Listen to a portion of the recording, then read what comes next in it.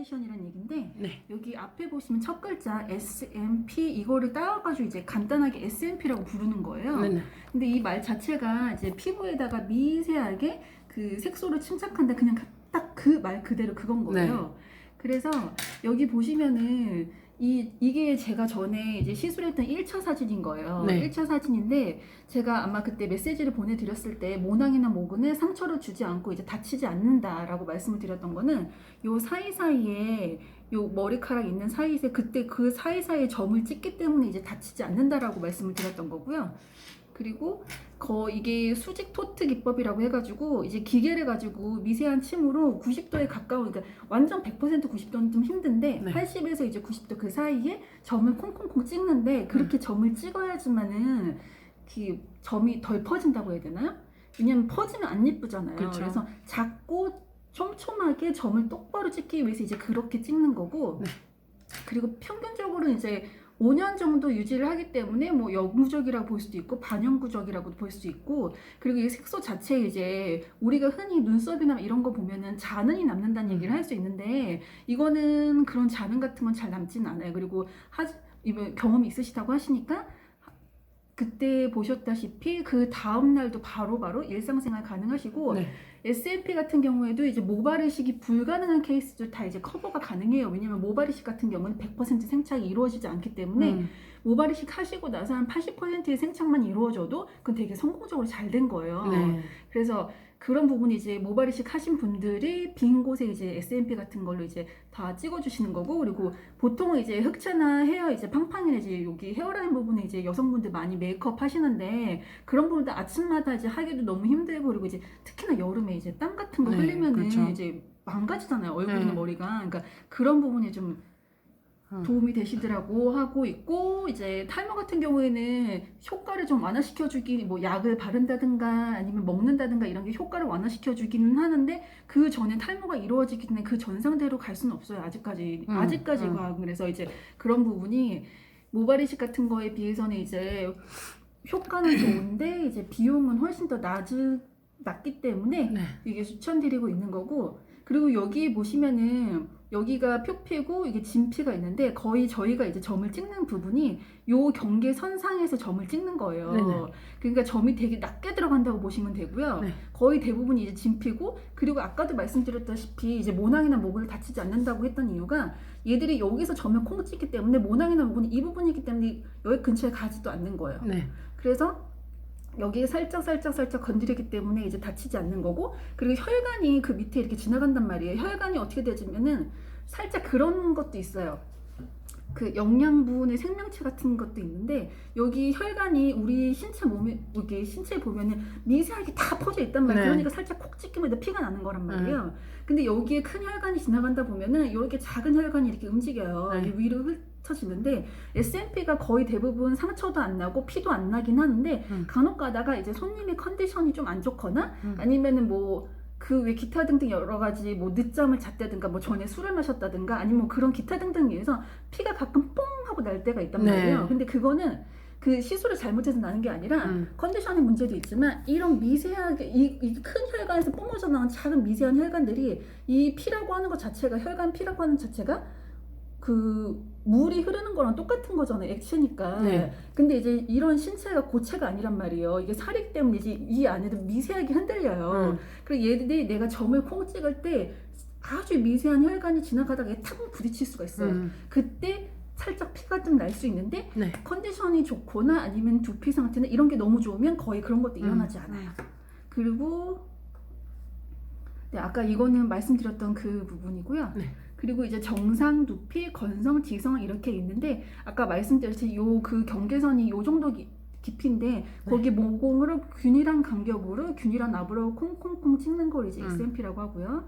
그리고 뭐 흔히 아시다시피 켈로이드성 피부는 긁었을 때 이제 부풀어 오르는 약간 그런 피부, 염증이 있고 그리고 아스피린 약 같은 거는 이제 아마 어느 시술을 가시던 복용했을 경우에 좀 힘들다라고 말씀을 하시고 복용하지 말라고 했다니까 얘가 피를 되게 잘 돌게 해요. 네네네. 그래서 그냥 뭐 마사지 이런 경우 아니고서는 안 드시는 걸. 거기다가 이제 탈모 같은 경우에는 이거는 그냥 이제 되게 중요한 건 아닌데 뭐 현재 이제 뭐 이런 100개 이상의 이제 모발이 빠지는 걸 탈모라고 말씀을 드리긴 하는데 사실 사람이 살다 보면 이게 50개인지 100개인지 이런 거 잘 모른단 말이에요. 네. 근데 이제 우리가 흔히 머리를 감고 나서 이제 수채구멍에 네. 머리가 요런 조그만한 공간 뭐지 100원짜리 동전 이렇게 그 정도 그게 한 100개라고 100개 조금 안 된다라고 생각을 하시면 돼요. 근데 이제 이게 굴렸을 때 이게 뭐 3개 된다 4개 된다 막 이럴 때는 아 나 이제 큰일 났다 그러니까. 그렇게 생각하시면 되고 그리고 이제 머리에 이제 신진대사는 이제 그러니까 그 영양이 잘 돌고 네. 이제 이게 되게 중요해요. 피가 잘 도는 게 되게 중요해요. 그래가지고 그럴 경우에는 이게 좀 더디긴 하는데 이제 그만큼 이제 위에까지 이제 영양이 좀 덜 돌 때 탈모가 생기고 거기다가 이제 아시다시피 뭐 이제 뭐 이 정도 네. 되게 탈모 환자가 많다고 하고 이제 사실 이게 뭐 미세먼지부터 시작해가지고 네. 호르몬 식습관 스트레스 이런 게 있다고 하는데 이거는 우리가 기체적으로 뭐라고 콕 집을 수가 없어요. 그래서 그냥 평상시에 좀 관리해주고 조심해주시는 게 되게 중요하고 그리고 이제 탈모 같은 경우에는 남성형, 여성형이 있는데 네. 남성형 탈모 같은 경우에는 우리가 흔히 알듯이 M자에서 시작을 하셔가지고 이 뒤로 뻗어져 나가는 그런 탈모가 있어요. 근데 네. 이제 이거 연예인들 되게 많으셔가지고 남자 연예인들은 웬만하면 다 그 M자에 모발이식은 거의 다 하셨을 거라고 봐요. 그리고 이제 뒤통수에서 이제 시작하는 탈모가 있고 여성형 탈모는 거의 두 가지로 이 가르마 부분이나 아니면 이제 뒤에서 이렇게 뻗어나오시는 부분이 있는데 이런 경우보다는 거의 대부분은 이 가르마 사이사이가 점점 비어져가지고 이렇게 퍼지는 그런 탈모형 가지신 분들이 되게 많아요. 네. 그리고 대충 설명은 이 정도였고 네. 아까 말씀드렸듯이 지금 모발 이식이 생착률이 되게 좋아지긴 있군 하지만 100%까지 생착이 안 되기 때문에 그 머리가 뒤통수에서 뽑아가지고 앞으로 넘기는 거란 말이에요. 네, 그렇죠. 근데 이제 그것도 아파요. 네, 근데 아픈데 두 가지 종류가 있는데 하나는 어느 머리가 이제 되게 플렉시블한 부분들은 그 뒷부분을 절개를 해서 딱 띄어내서 딱 그 뭐지 봉합을 하고 띄어낸 걸 이제 분리를 해서 이제 모발 이식을 하는 경우가 첫 번째가 있고 나머지 두 번째는 비용을 조금 더 들여가지고 군데군데 이제 조금씩 모낭을 다 빼가지고 이제 이식하는 경우가 있는데 그렇다 하더라도 100% 생착률이 힘들고 거기다가 또 아프기도 하고 돈도 꽤 많이 들고요. 그리고 이제 뒷 모발 상태가 좋으신 분들은 모발 이식 1차 하시고 나서부터 한 얼마 후에 또 2차도 가능하신 분들도 있긴 있어요. 근데 2차를 했을 경우에는 1차만큼 또 생착률은 좀 떨어지는 걸로 알고 있어요. 그러다가 이제 욕심이 너무너무 많으신 분들은 나는 정말 여기 빼곡하게 채우고 싶어 라고 하면 그 모발 이식으로 다 할 수는 없어요. 결국에는 조금 군데군데 이런 것도 SMP로 이제 마무리 해주셔야 되는 게 되고 거기다가 제가 여기는 1년이라고 말씀을 드리긴 했는데 네네. 이 1년이라고 하는 거는 사실 머리가 기는 시간이 필요하잖아요. 생착이 되고 뭐 이제부터 슬슬 이제 자란다라고 하는 거는 생각보다 그렇게 시간이 길게 필요하진 않는데 머리가 cho반에 이제 잔디처럼 이 앞부분 쫙 잔디로 되어 있다고 하면은 징그럽잖아요. 보기도 흉하고 그래서 앞머리도 내리기도 하고 이렇긴 한데 이 머리가 어느 정도 자라서 내 거 같이 자연스럽게 이제 머리도 이마도 까고 뭐 이러려고 하면 머리가 한 적어도 이거 10cm 이상은 자라야겠죠? 10cm, 15cm? 그러려고 하면 넉넉하게 1년은 좀 있어야 되지 않을까 해가지고 이제 1년이라고 말씀을 드린 거고 그리고 이제 모발 이식 같은 경우에는 이게 나의 그 기본 그거 뭐지? 뭐라고 해야 되지? 내가 갖고 있는 그거? 그대로 따라가는데 머리가 되게 굵으신 분이 자기 머리를 떼서 모발 이식 할 경우에는 앞에 되게 굵게 나요. 그리고 가느신 분이 내 머리 그 씨앗이 가는 거잖아요. 그걸 박았을 땐 또 가늘게 나긴 하는데 그래도 그 원래 모발보다는 좀 더 꾸벅꾸벅꾸벅거리게 난다고 해야 되나요? 그래서 굵은 웨이브 모발이 앞에 심을경엔 더 신기하다. 굵게 난다고 하는 그래서 아마 매직 같은 거 많이 해주셔야 될 수도 있어요. 앞머리 쪽에 영양이 더 잘 공급이 돼서 그런가 봐요. 이게 구멍이 신기하다. 그게 있대요. 그 머리카락이 이제 꼬불꼬불하게 나는 이유가 구멍이 되게 넉넉하고 머리카락이 나오면 이렇게 쭉 나가는데 구멍이 되게 좁아요. 근데 머리카락이 나올 때 삐직 나가면 얘가 이렇게 지글지글하는 약간 그런 것도 없잖아. 이딴 식으로는 얘기는 들었어요. 근데 이게 솔직히 정확하다고는 말을 할 수는 없는데 신기하네. 그리고 이제 제가 경험자다 보니까 저는 모발 이식을 한 경험이 있잖아요.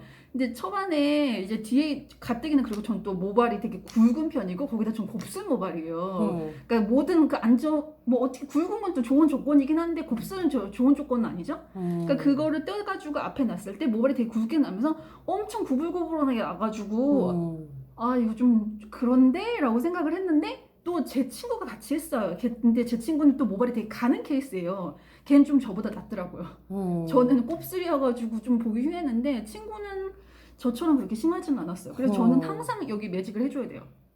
그리고 여기 반대로 이런 경우도 있어요. S&P를 먼저 하고 나서 아까도 말씀드렸다시피 S&P 자체가 이게 그냥 색소를 심는 거잖아요. 네. 색소를 심는 거고 그리고 원래 얘네가 심는 그 자리가 모낭이나 목은 있는 자리가 아니라 아무것도 없는 빈 자리 그냥 색소만 묻혀주고 떠나는 거기 때문에 이걸 그냥 한번 쭉 깔아주고 색깔 한번 입혀주고 나서 그 후에 이제 머리가 그 S&P 색소도 들어가 있고 안정이 되는 두피도 안정이 된 상태에는 그리고 나서 병원 가서 모발이식 하셔도 상관없어요.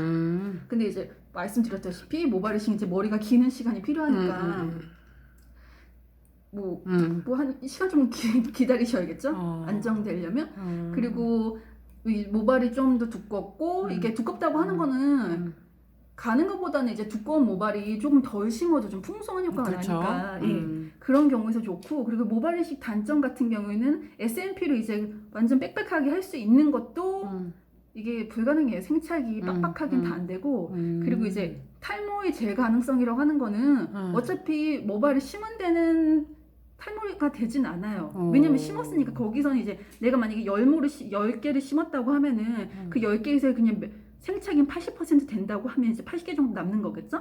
그치만 그 뒤로 또 머리가 또 빠질 수 있으니까 그 자리만 보완해주는 거지 그 뒤까지는 책임져 줄 수 있는 건 아니잖아요. 머리 심은 그 뒤로는. 그래서 탈모가 또 다시 날 수도 있는 거고 그리고 흉터 같은 경우에는 뒤통수에 흉터가 남는 건데 네, 그렇다고 그러더라고요. 네, 근데 이거는 뭐 어차피 미용실 가가지고 머리 들치지 않는 이상 일상생활에는 잘 티가 안 나서 저도 흉터가 분명히 있을 거라고는 아는데 그냥 그거는 그냥 신경 안 쓰고 살려고 하고 있습니다.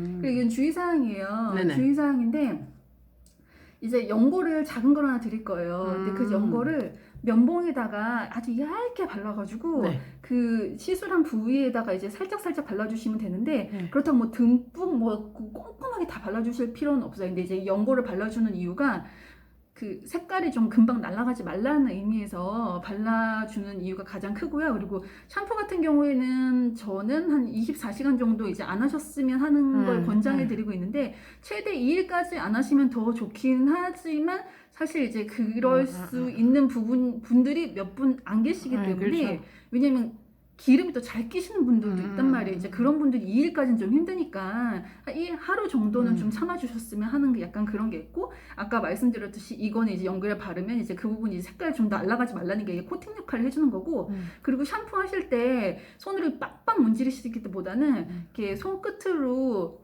그 손 지문 있는 그 부분을 이제 살살살살 이렇게 문질러 주신다고 생각을 하시면 돼요. 근데 이런 부분들이 거의 대부분이 다 색깔 날아가지 말라고 하는 게 가장 크고 뭐 요즘에는 코로나니까 사우나나 찜질방 같은 건 이제 안 다니실 거고 그리고 이제 한 달간 펌이나 염색을 이제 금지하라고 말씀을 드리는 게 이게 어쨌든 바늘로 찍는 것 자체가 아무것도 안 한 거보다는 바늘로 찍으면 두피는 분명히 스트레스를 받아요. 이거는 아무리 그렇다 하더라도 근데 우리가 생각했을 때 펌이나 뭐 염색 같은 거 뭐 내가 두피 근처가 아니라 난 머리끝만 하는 건데 그럼 상관없지 않아요? 라고 생각하시는 분들도 있단 말이에요. 근데 염색만으로 염색을 너무 오래 하면은 시력도 안 좋아지는 거 아세요? 그 정도로 염색약이 강해요. 그래서 머리 끝이나 뭐 머리 끝에 염색이나 펌을 한다 하더라도 머리를 샴푸를 하고 뭐를 할 때 이미 두피까지 다 달 수밖에 없어요. 워시를 할 때. 그렇기 때문에 두피가 예민해지고 그러면 또 다음 차 할 때 얘가 또 많이 힘들어진 상태에서 또 점을 찍으면 더 스트레스 받아가지고 결과가 더 좋아질 수 있는 것도 덜 좋아질 수 있으니까 이제 그건 좀 피하라고 말씀을 드리고 딱지 같은 경우에는 거의 생기지 않아요.